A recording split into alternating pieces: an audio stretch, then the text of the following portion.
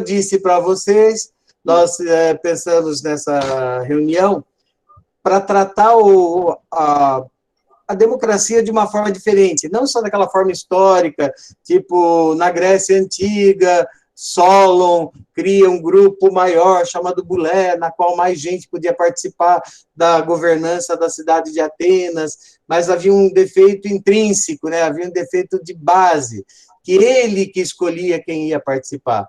Então, a gente pode até brincar que o Solon não era muito democrático, né? Porque ele que escolhia. Então, a gente pode dizer que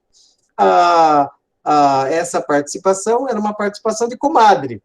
Ele só escolhia quem concordasse com ele, quem o visse bem. Aí veio depois o Clístenes, tá? E aí o Clístenes, esse dá um passo à frente, porque ele divide a cidade de Atenas em 10 regiões, né, em 10 áreas, em 10 demos. Ele divide em 10 demos. E cada demo, veja, cada demo escolhe seus representantes. Veja que não é alguém que escolhe os representantes, alguém externo. É alguém do próprio demo, alguém da própria turma. Porque demo aí, no sentido que estava na Grécia, era turma, grupo. Então, é a mesma coisa de eu falar assim para vocês lá na sala, assim, ó, esse demo aí do fundo quer ficar quieto?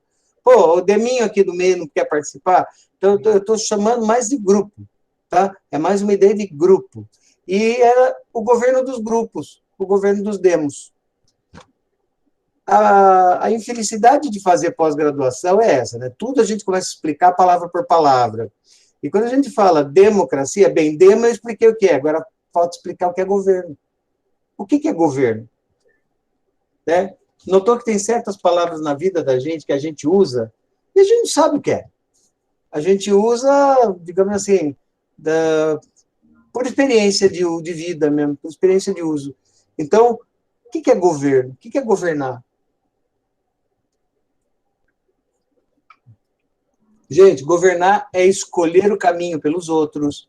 Governar é fazer aquilo que a gente propõe para os outros. Governar é administrar para os outros. Gerenciar para os outros. E pense bem, quando é que a gente precisa de uma gerência? Quando aquilo que tem que ser governado, aquilo que tem que ser gerido, não dá para ser feito pela própria pessoa, ela precisa de uma instituição que faça. Então, o que são os governos esses que a gente vê por aí? São gestores, agentes gestores. Grupos que, em nome da maioria, ajuda na governança, ou faz a própria governança. Então, quando você escolhe um governo, você tem que ter isso em mente.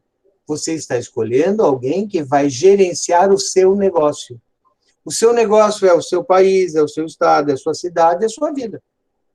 Então, você está escolhendo alguém para gerenciar, no mínimo, a sua vida. No mínimo. E, portanto, esse gerente tem que ser afinado com aquilo que você acredita. Nem você tivesse uma loja, você não contrataria um gerente que não concorda com você. Você não concordaria, você não contrataria um gerente avesso às suas ideias. Ou que vá fazer com a sua loja aquilo que você não tem como perspectiva de futuro para ela. Então, quando a gente escolhe um governante, temos que ter isso em mente. É o cara que vai patrocinar aquilo que eu quero? É o cara que vai providenciar o que eu quero? E aí eu estava falando para o Sandro, antes da gente começar, que eu escolhi algumas frases, né, para falar de democracia. E é claro que são frases provocativas, a ideia é provocar vocês com essas frases. As duas primeiras são de um cara chamado Menck. A primeira é: democracia é a arte de, da gaiola dos macacos, gerir o circo. Ou seja, gerenciar o circo, a partir da gaiola dos macacos. Por que o Menck fala isso? Porque ele é um cara bastante, como eu vou dizer assim, ele desacredita muito do homem. Ele acha que o homem não é um bichinho lá muito bom, que a gente na grande maioria das pessoas, a grande maioria das pessoas, incompetente. Então, ele considera assim, se vamos botar a gerência da loja na mão da maioria, estamos botando a gerência da loja na gaiola dos macacos. Ou seja, são os macacos que, a partir daquele momento, vão gerir. Mas veja, toda vez que um pensador fala, ele fala pensando, ou seja, acreditando naquilo que ele pensa. Resultado, o Menck é um derrotista em termos de ser humano. Ele é quase o Hobbes, lembra o Hobbes? O homem é o lobo do homem, o homem já nasce podre. Então, o Menck é assim. Então, ele acha que a grande maioria das pessoas realmente é incompetente e não se deve dar na mão delas a governança de nada. A gente tem que ver que alguns mesmo dos iluministas eram assim, né? Lembra do próprio Voltaire? Devemos dar o que o povo quer, mas nunca o governo na mão do povo. Então, veja que democracia, aquilo que se chama democracia, depende de um ponto de vista até. Não é aquela coisa simples e fácil e barata de acreditar que é entregar o poder na mão do povo. Mas nem na Grécia Antiga isso rolou, gente. Né? Então, não estou indo contra a democracia, pelo amor de Deus, antes que alguém me chame de Mussolini, né? Porque Mussolini era abertamente contra a democracia. Não, o que eu estou querendo dizer é que há pensadores, eu estou olhando de fora, tá? Dá licença, hein? Há pensadores que acreditam que a democracia é algo para um grupo de ilustrados, ou seja, um grupo de intelectuais, e que esse grupo deve tomar conta do restante em nome do resto, em nome do desenvolvimento, perdão. A outra frase do Menck, essa é uma provocação, principalmente para o Dia dos Namorados, né? O adultério é a aplicação dos princípios democráticos ao amor. No final das contas, o que ele está querendo dizer?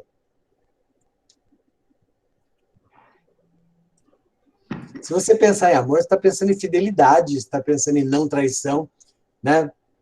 Você está pensando em ter uma história fixa com alguém, e ele está dizendo que isso é antidemocrático, e que o homem deve ser adúltero.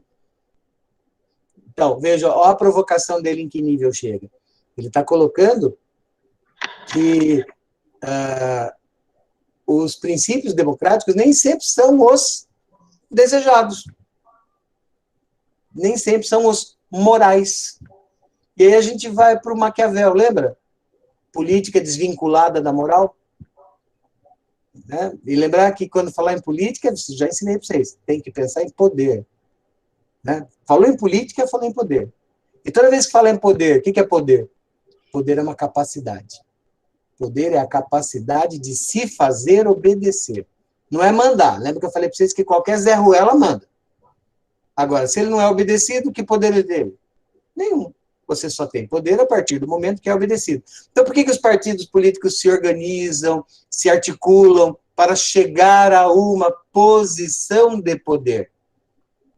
Porque eles querem imprimir ao mundo, ou pelo menos à sua sociedade, os seus ideais. Isso o que seria o desejável de um partido político, né? Um partido político dentro da sua verdadeira razão de existir deveria ser isso, a agremiação de pessoas com o mesmo ideal, querendo chegar ao poder para imprimir no poder suas ideias e alterar o mundo da sua forma. Isso pode ser mais ou menos democrático, dependendo do ideal desses grupos. Outra provocação, vamos lá. Democracia neste país é relativa, mas a corrupção é absoluta. Democracia é relativa, mas a corrupção é absoluta. A frase é do Milor, e ele está dizendo o seguinte, que aqui no Brasil a democracia é muito móvel, ela se altera com muita facilidade, ela tem várias e múltiplas interpretações. Ela é interpretada de várias formas, ao sabor do vento. Mas se tem uma coisa no Brasil que tem um norte, ou seja, que tem um plano, é a corrupção. E isso acontece sem desvios de forma alguma. Tá? É tipo assim, não importa quem é o time, os dois vão chutar a gol. Tem que seja o mesmo gol. Tá? E aí vem a definição mais conhecida de democracia, é do Abraham Lincoln. Democracia é o governo do povo, pelo povo, para o povo. governo do povo, pelo povo, para o povo. O grande problema nessa frase do Lincoln não é nem democracia nem governo, é a palavra povo. Quem é povo? O que é povo? O que é povo? Aposto que todo mundo tem, sendo bonzinho ou não, uma visão meio... eu ia falar canhestra, que chique, eu ia ser chique, né? Mas é uma visão um pouquinho preconceituosa. Quando você ouve a palavra povo, você, logo de cara, você já deprime um pouco a palavra. Por quê? Porque no povo está incluído todo mundo. E nesse todo mundo, você está incluindo gente que não estudou, gente que é preconceituosa, gente que é racista, gente que é isso, que é aquilo, que é aquilo, que é aquilo. E o povo é uma soma de coisas que às vezes não se mistura. O povo é uma coisa heterogênea. Então, como você espera que algo heterogêneo tenha uma ideia afinada e única? Entendeu? O grande problema é você querer que um grupo tão miscigenado tenha ideias comuns e iguais sobre todas as coisas. E é por isso que um grupo acaba se destacando, né? É o grupo que melhor se organiza, acaba impondo ou tentando impor a sua visão das coisas para a vida de todo mundo. Então, quando o Lincoln fala que a democracia é um governo do povo, pelo povo e para o povo, Lincoln está pensando nesse povo com um ideal só, uma coisa bem típica americana, né? Tá? Que todo mundo tem o mesmo ideal protestante, de moral extremamente incorruptível, que eles acham ter. Né? Então, veja, ele está se baseando num arquétipo americano, de que o povo é uma coisa só. Lembrar que na época do Lincoln, os negros estavam fora da conversa. Só para começar, né? Só para tirar um grupo grande da conversa. Os negros não estavam nessa conversa. Ele está falando do homem branco americano, né? Então veja que quando ele fala do povo para o povo, que povo, baby? Né? Que povo ele está se referindo? Depois você vem Winston Churchill. A democracia é a pior forma de governo, com exceção de todas as demais. Então ele está dizendo, ó, todas as outras formas de governo são piores que a democracia. Ele está falando, democracia não é bom, não, mas é a melhor coisa que podemos ter. Tá? Não é o céu. No céu não tem democracia, não. Jesus é Deus que manda, e acabou. Né? Mas ele está dizendo assim, democracia é um mal necessário, porque ele é melhor que os outros males. As outras formas de governar demonstraram-se piores. E isso na visão do Churchill. Se você pegar a visão, por exemplo, dos muçulmanos, principalmente iranianos, os ayatollahs, eles consideram que é Deus que governa. Daí não é democracia, é teocracia, lembra? É Deus que governa. Então, achar que só existe o nosso Deus cristão, o nosso pensamento judaico-cristão, o nosso pensamento democrático ocidental, isso tudo é minimizar o mundo. Você está minimizando, você está simplificando o mundo. Metade da população do planeta está na China e não estão nem aí com democracia. Então, essa é uma discussão nossa. Tá? É uma discussão nossa. Do Aristóteles, essa vocês vão assustar. A democracia surgiu quando, devido ao fato de que todos são iguais em certo sentido, acreditou-se que todos fossem absolutamente iguais entre si. Vou repetir. A democracia surgiu quando, devido ao fato de que todos os homens são iguais em certo sentido, acreditou-se que todos fossem absolutamente iguais entre si. Então, ele está dizendo assim, todo homem é igual. Acreditou-se nisso. Então, falou assim, então dá para ser democrático. Se todo mundo é igual, todo mundo pensa igual. Todo mundo quer a mesma coisa. E aí ele fala, né? Ele deixa transpassar pela frase, né? A ideia passa por dentro da frase dele. Só que não são. Só que os homens não são. E Carlos Drummond de Andrade, para terminar com graça, né? Democracia é a forma de governo em que o povo imagina estar no poder. Em que o povo imagina estar no poder.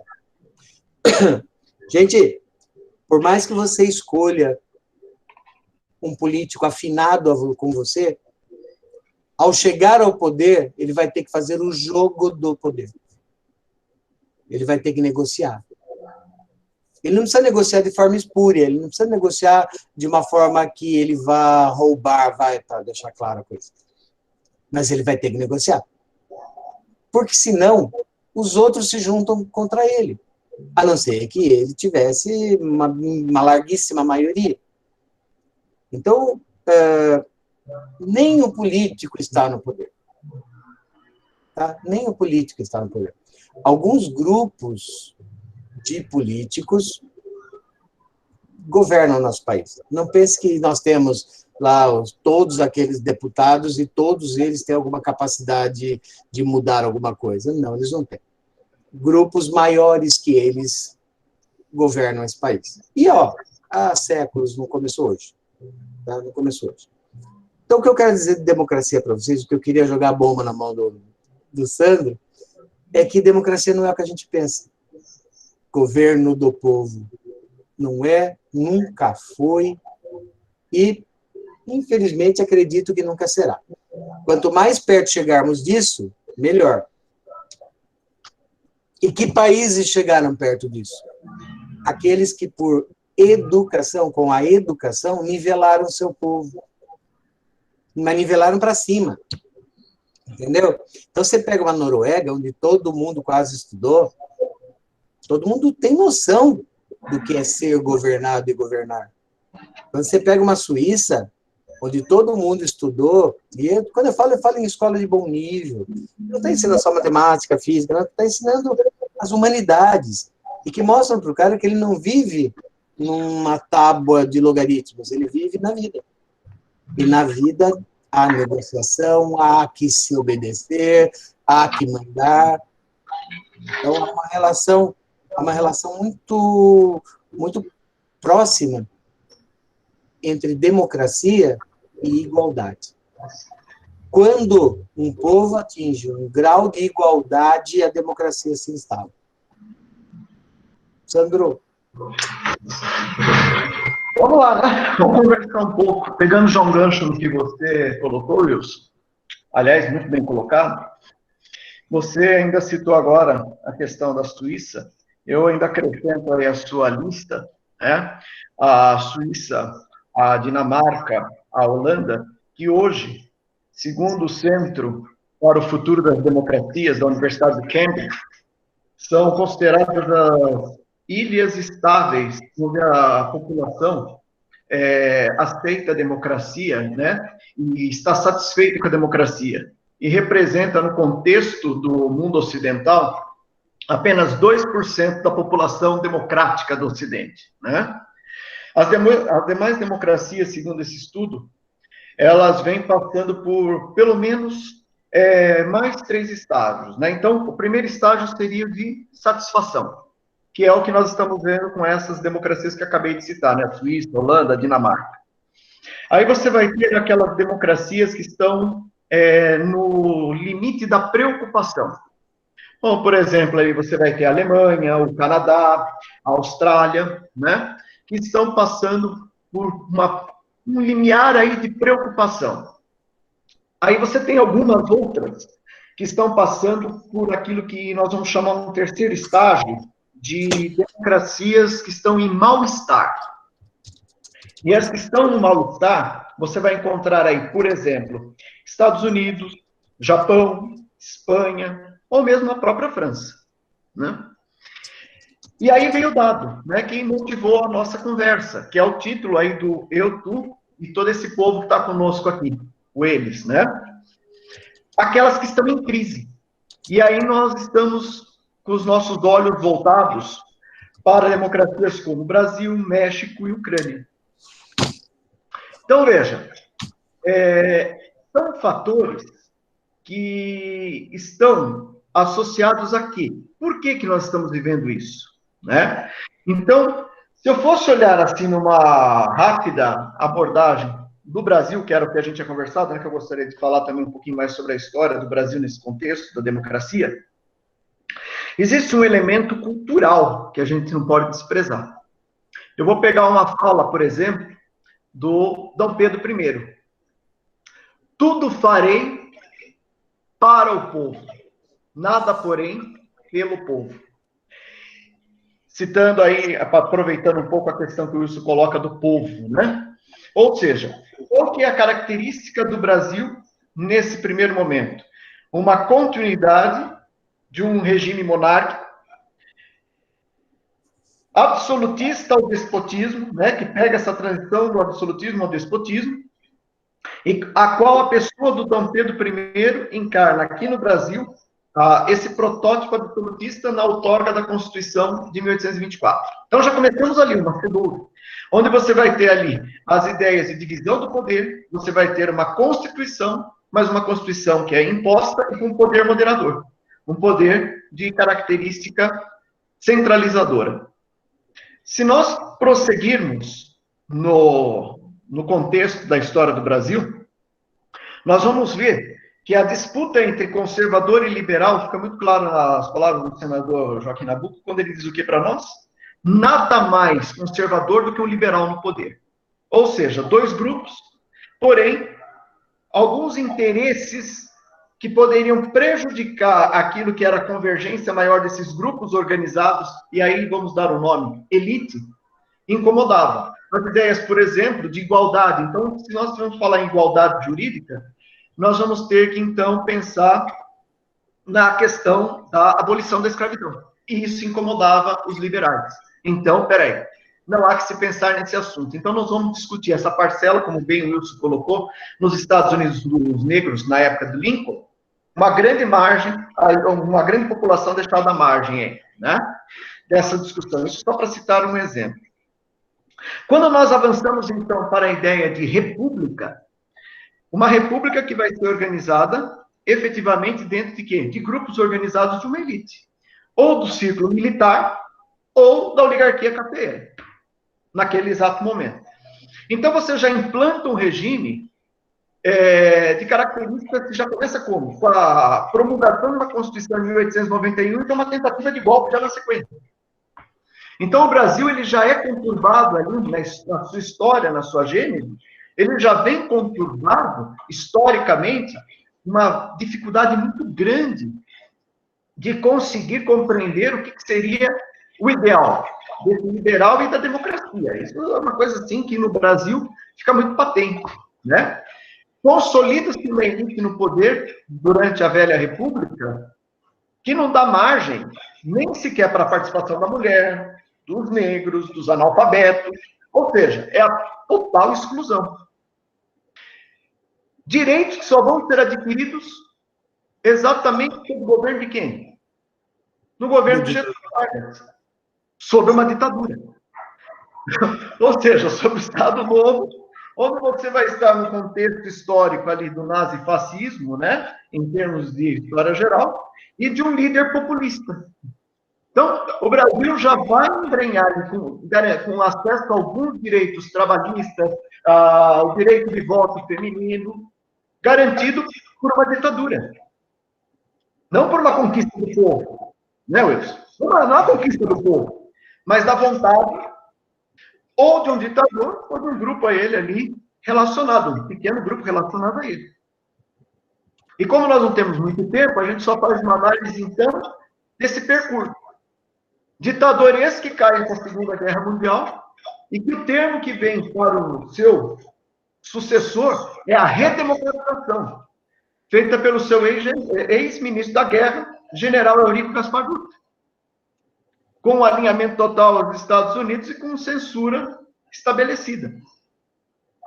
A volta da democracia eleitoral institucional garantida aí com o Dutra e com a eleição do Getúlio novamente, já assinala um período conturbado de total instabilidade política e de fragilidade, porque a liberdade para a imprensa, a liberdade de participação, associa-se a isso um caos político, né, conturbado, porque leva, inclusive, ao próprio suicídio do Vargas.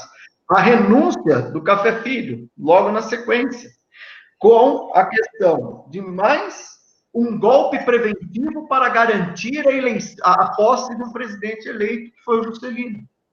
Então, quer dizer, é muito conturbado a história no Brasil, a fragilidade, né, de se estabelecer. Algo que na história latino-americana, na Argentina, no México, a Revolução Mexicana, ou mesmo com a Argentina, o populismo do Perón, é uma constante na história da América Latina. Posteriormente a tudo isso, você tem aí o golpe militar de 64, mais 21 anos de ditadura militar, e a grande esperança do Brasil em 85, né, logo se vê esvair com a morte do Tancredo e o medo e a instabilidade. Aí você associa um outro elemento que eu queria trazer, que é a questão econômica, porque a questão econômica é um cenário que dá para a gente fazer o link do que está acontecendo agora. Um cenário de hiperinflação, com instabilidade política, e uma desconfiança, havia uma esperança na democracia, que a democracia iria trazer o paraíso para o Brasil, a igualdade, a justiça, né? A maior abertura para que o povo, como diz o Wilson na sua fala, pudesse ter acesso. Governo do Sarney, um governo que acabou garantindo estabilidade política, que é o que o Wilson falou, ele soube negociar, ele soube conversar. Tivemos a nossa promulgação da Constituição de 88. Por outro lado, uma instabilidade econômica que leva, então, à primeira eleição do presidente depois de todo esse ciclo militar, que foi o Fernando Collor de Mello. Nem 2 anos de governo, impeachment. Sofre lá uma instabilidade do impeachment. Passamos a ter, então, o governo do Itamar Franco, onde uma estabilidade econômica se avizinha com o Plano Real. A eleição do Fernando Henrique Cardoso e a eleição do Luiz Inácio Lula da Silva foi o breve momento em que nós mais tivemos um apreço à democracia, inclusive pelos dados levantados por Cambridge, onde a população teve segurança na democracia. Olha que interessante, a população estava satisfeita. Mas aí a pergunta que fica, Wilson, que seria interessante para a gente debater: a população estava satisfeita com a democracia? Ou a população estava satisfeita com a estabilidade econômica que as commodities do Brasil começaram a gerar e com o governo moderado do Fernando Henrique e do Luiz Inácio, negociando com o Congresso, como você bem colocou, trouxeram a possibilidade de investimentos sociais e que, a partir dali, então, a população começa a sentir que o Brasil agora engrenou, que o Brasil agora encontrou o seu rumo, encontrou a sua vocação do desenvolvimento, né? da inclusão social, educacional, expansão do ensino, da universidade, dos programas sociais. Chegamos ao ápice, quem sabe, né, como o progresso, né, o país do futuro sonhado, ou pelo menos dito por De Gaulle, né, que o país do futuro chegou. E aí vamos ter até uma Copa do Mundo, vamos ter uma Olimpíada no Brasil, porque nós desenvolvemos, era uma esperança. Então, isso tudo faz um clima de esperança e de confiabilidade na democracia. O problema é que nós estamos, paralelamente a isso, vivendo uma crise econômica mundial do fim da década de 90 e que afetou drasticamente também os Estados Unidos no comecinho do século XXI e que também começa a questionar e trazer uma insatisfação a certas demandas que talvez Tocqueville estaria preocupado agora se ele fizesse uma nova análise, porque ele fez uma análise da democracia americana em 1835. Ele fez uma análise no seu livro partindo dos princípios da Revolução Francesa e da implementação dessa democracia nos Estados Unidos. A democracia que Tocqueville sempre defendeu foi não a da liberdade, mas primeiro da igualdade, que garantisse a liberdade. E a essa igualdade, que não era só uma igualdade meramente jurídica, era uma igualdade jurídica, seria uma igualdade cultural, seria uma igualdade política, uma igualdade cultural, ou seja, igualdade de condições. E ele enxergava nos Estados Unidos a possibilidade de ser alcançada, apesar das falhas que o Wilson colocou, mas ele acreditava que a democracia iria avançar nos Estados Unidos e alcançar esse patamar. Só que o que nós vimos a partir do finalzinho da década de 90 e o início dos anos 2000? Foi justamente o inverso. Foi um acentuar das desigualdades lá nos Estados Unidos. Um acentuar de grupos que começaram a sofrer, como agora estamos vendo, inclusive com relação aos negros novamente, uma demanda que está acontecendo lá, a pobreza generalizada. E isso levou, então, o discurso de defesa de um salvador possível da pátria, que viesse com um discurso mais forte, mais incisivo, nacionalista, populista, que pudesse salvar os Estados Unidos do caos econômico. E isso começa a virar uma onda, que é aquela onda que foi denominada de onda de direita, né, que nós vamos estar ouvindo aí falar nesse contexto aí de história geral, e que, obviamente, acabou afetando a América Latina em alguns pontos. E afetou também, obviamente, o Brasil. Falar um detalhe? Quando eu falo para os alunos da ascensão do Hitler, eu falo, fica um gosto estranho pensar que um povo tão inteligente quanto o alemão caiu naquela conversa, né? E aí, lógica. Caiu porque estava desesperado. Caiu porque estava desesperado, estava simplesmente arrasado em termos econômicos. E vem um cara que fala, vou tirar de vocês disso rápido. E tirou. Isso que é o pior. Não, é o que nós estamos dizendo. Não é uma defesa dele, é claro que nós estamos dizendo isso, claro. Mas ele faz essa promessa e tira. Então, o povo... E o que eu digo para os alunos é isso, eu falo assim, olha, esse cara prometeu o que todo mundo queria ouvir. Ele prometeu o que todo mundo queria ouvir, do mais pobre alemão ao mais rico alemão, do mais ignorante alemão até o mais esperto alemão, todos queriam sair do buraco rápido. Então, alguém que prometesse fazer isso com celeridade, ou seja, com rapidez, teria bons olhos. É o salvador da pátria, né? Salvador da pátria, que é o que está acontecendo hoje em dia no mundo, né? E nos Estados Unidos. Um ingrediente que você mesmo tinha colocado aí. E aí você associa o problema econômico que nós passamos a ter, um problema sério, a partir de 2008 para cá, que é a onda da questão da corrupção. Que se a democracia é relativa, a corrupção é absoluta. E essa questão da corrupção, linkada com uma questão econômica que é grave, com a perda de direitos e de acesso a programas, é lógico que vai favorecer um confronto, né, de grupos, que pode avançar para o discurso do ódio, para o discurso da raiva, né? Porque aí você passa a ter confrontos de grupos de uma maneira mais incisiva. Hoje na Argentina, dia de hoje. E aí o que vai acontecer com isso? As instituições democráticas também estão na berlinda, porque como dar conta de tudo isso? Então, essas instituições, que é um outro elemento, porque instituição democrática não é a democracia como um todo. A democracia, como você falou, é algo muito mais amplo, com muito mais requinte de elementos a serem analisados. Então, você, ao desmoralizar instituições, obviamente que as instituições também correm risco. Não é a democracia apenas, mas as instituições. E aí, os defeitos, nós somos professores de história, nós olhamos para o passado, né, Wilson? Não para o futuro. Mas é um risco. Tem uma coisa interessante falar desse democracia isso, democracia aquilo, é o Mussolini. Mussolini, hoje em dia, se você falar que você é antidemocrático, jogam pedra em você. Mas o Mussolini ascende ao poder na Itália dizendo que a democracia é um erro. Abertamente. Ele dizia assim, que na democracia tudo é lento, claro, tudo é negociado, tudo é discutido. Esse é o âmago da democracia. Ele falava que um povo que precisa sair do buraco rápido não podia perder tempo. Então, ele dizia que a democracia era uma perda de tempo. Veja como a análise pode ser feita para qualquer lado, gente. O interessante desse mundo é que você só vai estar certo o dia que morrer. Enquanto isso, você está discutindo. Exatamente. Exatamente.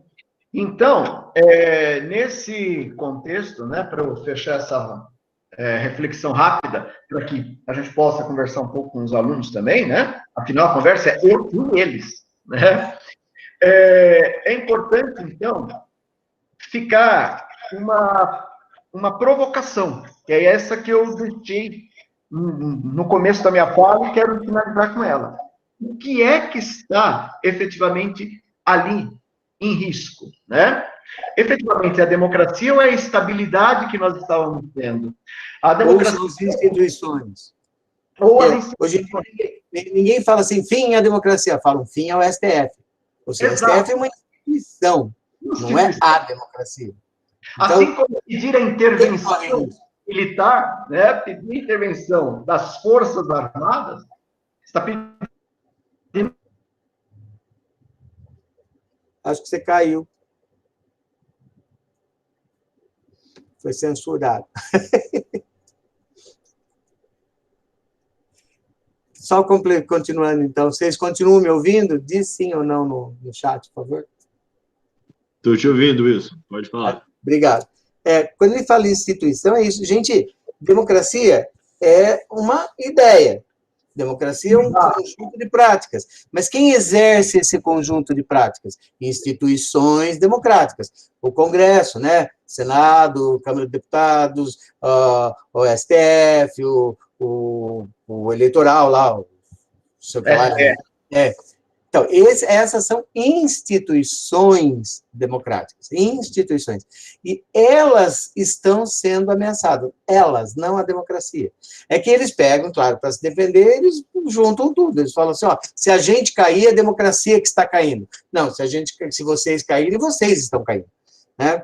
Agora, precisa ver o que vem no lugar. Se o que vier no lugar for algo que não seja nos mesmos moldes, daí sim é a democracia. Só para vocês não confundirem instituição com democracia. Tá? É tipo assim, você confundir escola com educação. Educação é uma coisa, escola é outra. A escola pode fechar, a educação sempre vai continuar. Tanto que nós estamos aqui.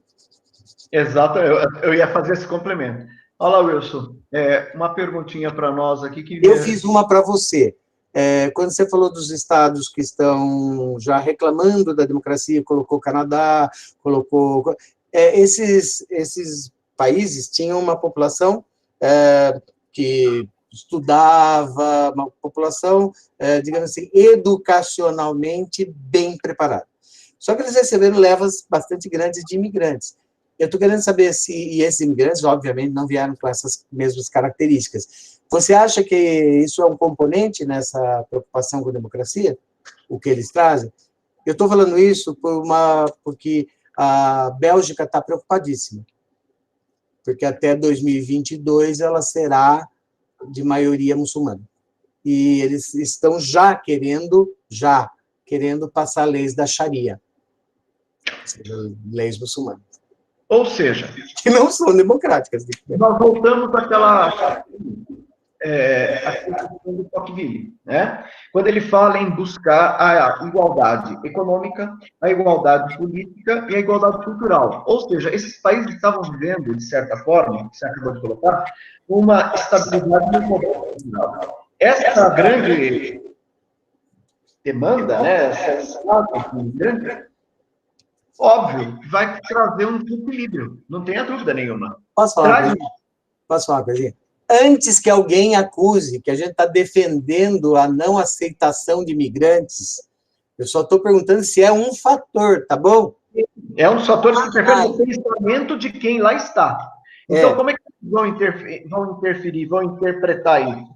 Como uma ameaça à sua estabilidade. Ou seja, o cidadão alemão, o cidadão canadense, o cidadão belga, o cidadão australiano, ele começa a se incomodar e a ter medo disso. E é a partir daí que ele começa a questionar se um governo mais firme, um governo de defesa nacional, O discurso de defesa nacional é bem prudente, o que o Wilson colocou. Nós viemos aqui para fazer uma análise do quadro, não uma defesa ou um ataque dos quadros. Nos últimos anos surgiu a coisa mais horrorosa, que eu fui vítima, contumaz disso, que é o patrulhamento. Você não pode falar mais nada que o politicamente correto cai nas suas costas. Tudo. Mesmo quando você fala, você passou a ser responsável por aquilo que o outro entendeu, e não pelo que você disse. Então, o patrulhamento é muito grande. Então, por isso que hoje em dia você tem que falar e explicar o que você está falando. Senão...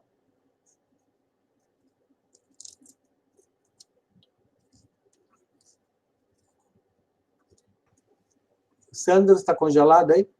Então, é isso que eu queria saber. Fui eu ou você que caiu? Eu não sei qual das duas. Para mim, você que ficou. Aí eu fiquei com a sua também. Então, eu queria só fazer uma análise em cima do próprio discurso do presidente dos Estados Unidos, do Trump. Ou seja, quando ele faz um discurso do muro no México, de fechar as fronteiras e impedir a entrada, é um discurso que ele está fazendo para um grupo, dizendo que eu vou proteger os Estados Unidos porque estamos ameaçados por esse grupo. A nossa estrutura está sendo ameaçada não é pelos problemas econômicos que nós temos, não é pela nossa estrutura, mas é por essa abertura, por essa forma como as coisas estão acontecendo. Então, ele reforça esse discurso como um líder que vai defender a sua nação. Então, ele traz um discurso de defesa. Aquele que está se sentindo ameaçado enxerga nele o quê? O Salvador. É aquele que vai ser o que vai nos proteger. E aí ele não... Na verdade, eu não sei se o Wilson concorda comigo, eu não vejo o Trump governando, eu vejo ele dialogando com o seu grupo.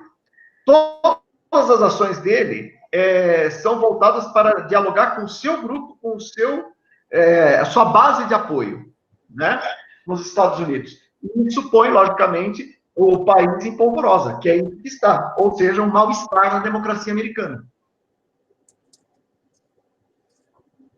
Tem algumas perguntas, né? Deixa eu ver. Democracia de mal-estar igual ser governada pela direita? Nós não entramos nesse assunto e nós não gostaríamos de entrar, porque nós não vamos entrar em discussão de direita e esquerda. Não, a gente quer discutir democracia na sua visão mais ampla, tá? Não vamos entrar nesse tipo de discussão mais a miúde, não. Wilson, queria saber... Olá, Sandra. Wilson, o Pedro coloca ali, ó, a democracia que ele sou... É que tem que perguntar antes. Quer perguntar antes. O Wilson queria saber se você poderia comentar sobre como esta frase a seguir tem relação com a democracia mutável brasileira. Quem controla o passado, controla o futuro. Quem controla o presente, controla o passado. A frase é óbvia, né? Todos os povos construíram histórias. Quem estava no governo cometeu acertos e cometeu erros. Se esse povo que estava no governo ainda está no governo, ele vai esconder seus erros e vai enaltecer seus acertos. Tem um filme que eu gostaria que você assistisse, é um filme argentino, chama História Oficial. Ele trabalha exatamente essa sua pergunta, tá? Ele trabalha exatamente isso. E esse presente controla o passado é exatamente isso. Eu vou controlar o que eu acho que deve ser escondido ou aparecer. É a mesma coisa que, por exemplo, Stalin fez ao sumir com as fotos com a presença do Trotsky nas fotos. Ele simplesmente mandou fazer um Photoshop e arrancar o Trotsky das fotos. É a mesma coisa, quem está no poder manuseia a história. Por isso que eu fiz tanta questão na primeira aula de falar para vocês. Há uma diferença entre história e historiografia. História é o que aconteceu. Historiografia é o que se contou da história. Aquilo que apareceu nos livros, que apareceu e aparece nos livros de história. Não necessariamente serão as mesmas coisas. E também não vamos discutir verdade, que verdade é relativa, tá? Quem quiser ler sobre verdade, tem um filósofo chamado Davidson. Davidson fala sobre a verdade, que é um horror. Tem diálogo entre Sócrates e o sofista Hípias Menor, em que Hípias fala para Sócrates falar o que ele acha para o povo, mesmo não sendo a verdade, porque ninguém falaria que Sócrates estaria errado. Essas mesmas características de um discurso sofista de relativizar a verdade é muito presente na democracia atual. Tem como vencer esse homem? Gente, eu também falo muito isso em aula. O brasileiro tem uma mania, eu falo brasileiro porque é bem coisa nossa, né? Tá? Não estou generalizando o povo, não, que é uma coisa errada, mas é muito comum do brasileiro chamar o político de autoridade. Ó, a minha defesa de mestrado foi exatamente em autoridade. Eu defendi o que é a autoridade do diretor de história. E o que é autoridade? A autoridade é seguir alguém porque ele merece ser seguido, porque é melhor para você. Quer dizer, a autoridade é um poder que você dá. A pessoa não tem autoridade se você não lhe der a autoridade. Agora, tomar a autoridade nas mãos chama autoritarismo. Isso é outra conversa, daí você vai ler Hannah Arendt com totalitarismo. Agora, se você está pensando em um país que chama qualquer desses caras de autoridade e tudo que eles falam é verdade absoluta, a gente não vai ter muita saída, não. Você tem que simplesmente desdizer o que o político diz, tá? Não desdizer é a palavra errada, é criticar. Você tem que criticar. Você não pode acreditar de saída só porque foi ele que disse. Você não pode acreditar de saída só porque foi o professor que disse. Você não pode acreditar de saída só porque... Não, sabe? Dizer, qualquer um que tenha capacidade de linguagem vai fazê-lo. Agora, se aquilo que foi dito te serve ou não, se aquilo que foi dito corresponde ao que acontece ou não, ao que você quer ou não, isso são análises suas, é você que vai ter que fazer. Então, cai na conversa do sofista aquele que fica com a opinião do outro e apenas com a opinião do outro. Pedro Cia, essa é para nós dois, Sandro. Democracia teve sua origem com o pensamento dos sofistas? Olha, não teria como pensar dessa forma, né? A habilidade, como eu estava falando, e aí nós teremos que discutir um pouco sobre demagogia, né? Que é a questão daqueles que têm a habilidade e se tornam, na verdade, empresários, né, do poder, que é o que o Wilson estava colocando, de permanecer, de perpetuar no poder. Mas não dizer que a democracia surgiu com os sofistas. Ali não. Ali você tem que pensar na questão do demo mesmo, né? Que é o que o Wilson já avançou no começo da aula dele, no começo da explicação dele. A formação ali das demos, dessa questão da busca pela governança, né, efetivamente, da comunidade, mas não do discurso do sofista. E era uma participação econômica, viu, Pedro? A gente tem que lembrar que os demiurgos queriam maior participação no poder. Então, o pessoal do dinheiro, o pessoal do comércio, eles queriam mais participação no poder. E tem que lembrar que uma parte deles era meteco, ou seja, era estrangeiro até. E estrangeiro não tinha direito a nenhum político. Lembra que era homem, adulto, rico, nascido na cidade e livre. Esses têm direitos políticos na Atenas da época. Homem, adulto, rico, nascido na cidade e livre. E ou seja, menos de 20%, menos de 20 mil pessoas na Atenas antiga. 5 a 6%. É o mínimo. Eu perdi o chat, a minha conexão caiu, eu voltei, mas só que eu perdi o chat, então por isso que eu estou sem essa pergunta. Essa do Pedro... Essa pergunta agora da Gabriela Góes. Vocês acreditam que a democracia brasileira atual corre risco? Não. Não.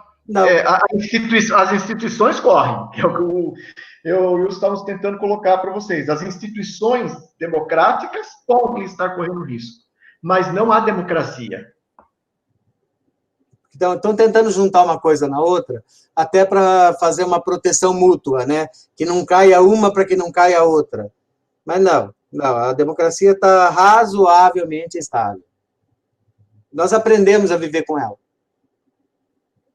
Agora, uma coisa que você tem que tomar cuidado, se você perguntar se a população, e aí você tem um risco novamente para as instituições democráticas, se a população está satisfeita com a democracia, Você vai escutar da população que não, que são essas pesquisas que a própria Universidade de Cambridge já levantou. Mas elas não estão insatisfeitas com a democracia, ao que nos parece. Elas estão insatisfeitas com o quadro em que o Brasil vivencia hoje. Questão econômica, questão da corrupção. Isso é confundido com o sistema democrático. E aí você passa a ter, então, um desafio. E a questão da Constituição. Sem ter medo de ser preconceituoso, quanto da população brasileira entende o que é democracia? Volta para aquela questão histórica que nós estamos falando. Se você pegar a gênese do Brasil, isso pegando só de Dom Pedro para cá, o Brasil tem pouquíssima afeição ou conhecimento acerca de democracia. E a população, como o Wilson mesmo colocou, a grande massa da população desprovida de uma educação de qualidade que lhe proporcione efetivamente discutir os meios políticos e o sistema político. Consequentemente, a população fica vendida ao discurso, né, demagógico de várias correntes. É o que o Pedro falou, eles vão acreditar no que disserem porque eles não têm capacidade de análise. E nós temos isso em várias questões eleitorais. Muitas vezes nós não estamos observando, nesse contexto de voto, né, na questão eleitoral, nós estamos percebendo um voto de convicção, um voto de formação ideológica, mas muitas vezes um voto de protesto. Votaram no Tiririca por protesto, gente. Votaram no Tiririca por protesto. Olha que coisa absurda. Mas, vai falar assim, brasileiro... Não, os franceses já votaram num palhaço para presidente. Tá? Já votaram num palhaço para presidente. A gente também, né? Mas eles já votaram num palhaço para presidente. A gente já votou no Rio de Janeiro num gorila. Foi um gorila? Macaco Simão, né? Foi um gorila? Não, um hipopótamo, um gorila, uma coisa assim. A gente já votou, que na época escrevia o nome da pessoa. E votaram no macaco. Votaram no... Não necessariamente, Felipe. Não necessariamente.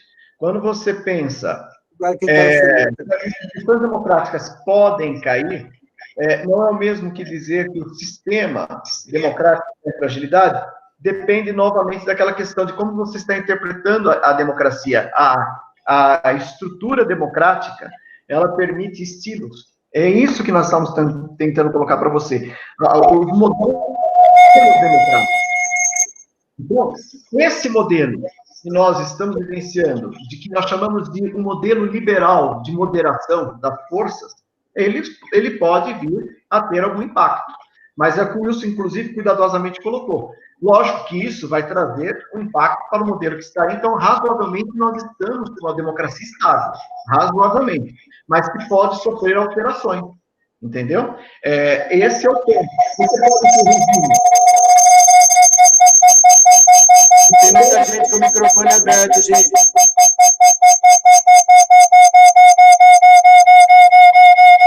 Pessoal.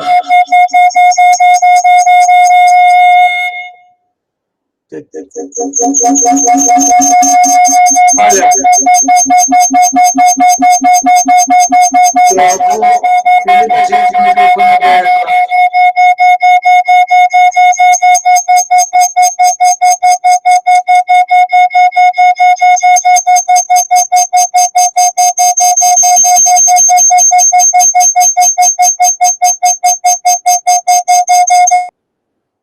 Alô? Oi? Parece que agora acalmou, não sei do que, mas acalmou. Parou por quê? Tem uma pergunta aqui, por que no Brasil não há eleição direta para a escolha dos representantes do Poder Judiciário e do STF? Você bateu no meu calo, porque eu acho que tinha que ter concurso. Esses caras não deviam ser indicação política de forma nenhuma, porque se eles vão julgar coisas políticas, assuntos políticos, eles jamais poderiam ter viés político declarado, né? Então, eu acho que eles deviam ser concursados. É impossível imaginar um Toffoli que não passou nem em exame para delegado ser o presidente do Supremo, gente. Gente, só para... Quando começou a dar essa lá nem foi juiz. Vou voltar uma explicaçãozinha acerca daquela questão das instituições. Você pode ter países, por exemplo, e temos um vizinho aqui, né, que é a Venezuela, e você vai ter a eleição para presidente. Questionável ou não se foi adulterado o resultado ou não, mas você tem bem aparelhado lá a Suprema Corte da Venezuela. Mas ela tem eleições para a presidência. Então, veja que você tem mudanças de perfil. Então, é isso que nós estamos falando. Daí a você baixar efetivamente uma ditadura, um estado de sítio, são coisas bem distintas. Mas você vai ter alternâncias aí de situação com as instituições. Mas o Wilson tinha colocado uma colocação acerca do STF, que foi perguntado se não deveria ter eleição. Numa escola, você, porventura, elege os seus professores? Você elege o seu diretor, a sua vice-diretora? Mas isso não impede que a gestão da escola seja democrática. Mas você não tem, por exemplo, o direito à escolha dos seus professores, percebe? Você chega lá, a escola já tem a estrutura dela montada, mas ela pode ter uma gestão democrática ou não. Então, por isso que é complicado você ficar atrelando o sistema democrático, a democracia, com a instituição. Então, é aí que eu procuro dar o exemplo para você, esse cuidado que tem que ter. Por isso que merece um estudo bem profundo, uma análise bem profunda dessas questões. Gente, deu nosso horário. Vamos lá, tem mais alguma pergunta? Vamos lá. Gente, eu tenho uma pergunta. Posso fazer por áudio aqui? Pode. À vontade, ó. Ótimo. Deixa eu lembrar agora que o Sandro estava falando sobre como uma escola pode ser da mesma forma, mas, poxa, dá um minutinho, eu tinha escrito aqui, deixa eu só ler. Você está indo para o lado das escolas, das universidades?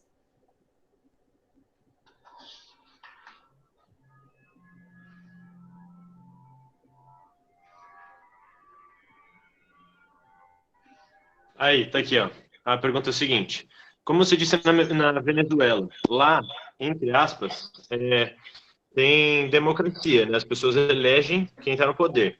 Mas você não pode chamar isso de democracia, entre aspas, uma ditadura velada, porque lá o cara que está no poder, ele pode comandar, por exemplo, as eleições. Então, ele coloca o próprio nome no poder. E ele coloca o nome de quem?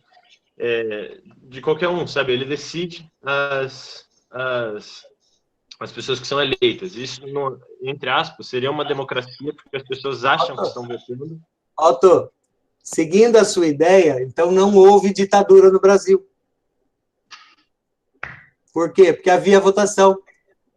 Só as cidades que eram de segurança nacional, capital de estado, o resto, as prefeituras continuaram elegendo, houve períodos enormes em que o Congresso esteve aberto, inclusive legislando contra o próprio governo militar. Então, se você pensar assim, não houve ditadura nem no Brasil.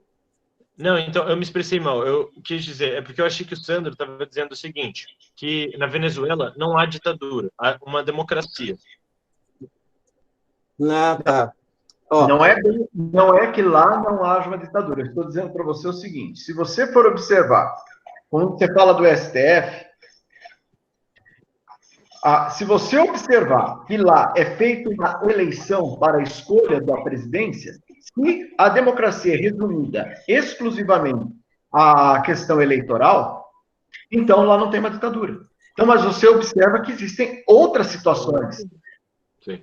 Então, quando você tem um sistema democrático, quando você tem as instituições ameaçadas, óbvio que você... saudade de você, Otto! Uma situação ataca a outra, uma situação até interfere, mas não decisivamente. É nesse aspecto, você tem que tomar alguns cuidados para não relativizar que caiu a instituição, caiu a democracia.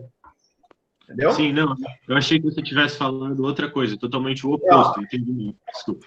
Mas eu já acho, Otto, que o STF do Brasil é um erro gigantesco, que eles tinham que ser escolhidos por meritocracia. Tá? E veja que situação interessante. O formato do STF nosso foi estruturado na Constituição de 1988, a Constituição Cidadã Democrática. A escolha por indicação do presidente com aprovação do Senado é constitucional. Escolhida democraticamente dessa forma e votada numa Assembleia Constituinte. Sim. Mas, obrigado, gente. Foi legal ver você. Foi legal ver você. Saudade, saudade. Também. Então, acho que tá bom, porque já deu o horário, né? Passou até um pouco do horário aí e tal, mas... Aí, Luciano, é isso mesmo. Tem que ter concurso público. Só passar quem tiver competência. Vai tratar de coisa tão importante e não passou no concurso para delegado. Não que esse concurso de delegado seja pouca coisa, não. É que o cara não passou num dos concursos mais básicos da carreira. Tá? Um dos primeiros concursos. Ele não passou de juiz também, ele não passou de promotor, não passou em nenhum. Né? Então, não estou desmerecendo o delegado, não. Eu só estou dizendo que o cara não conseguiu dar o primeiro passo na carreira e já vai para o topo da montanha? Tomar banho na soda. Tá bom, gente? De mim, vai uma saudade imensa para vocês. Valeu, Wilson. Muito bom ter aula com você mais uma vez. Valeu. Beijo. Valeu, obrigado. Estou saindo, Sandro. Também.